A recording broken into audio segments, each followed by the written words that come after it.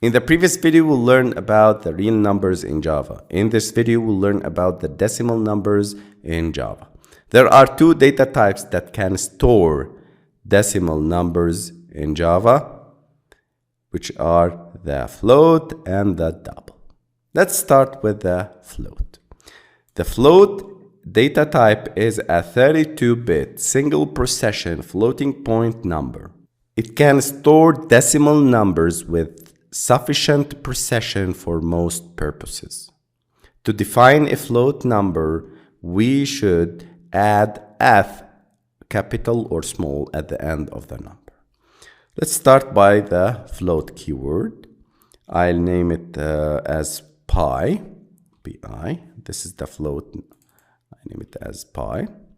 And I'll give it a value 3.14. If I end with a semicolon, I have an error. I should end with f, capital or small.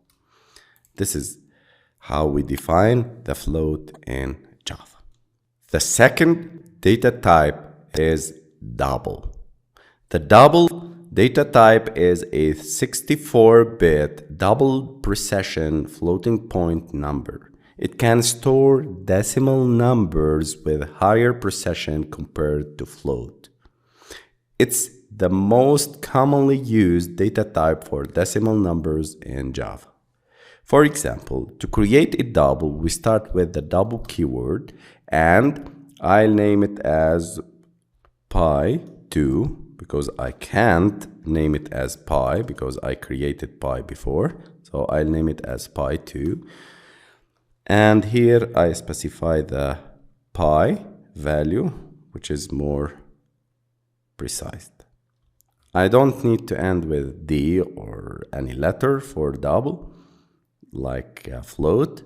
And this is how we create the double, which is more and more precise and with higher precision compared to float.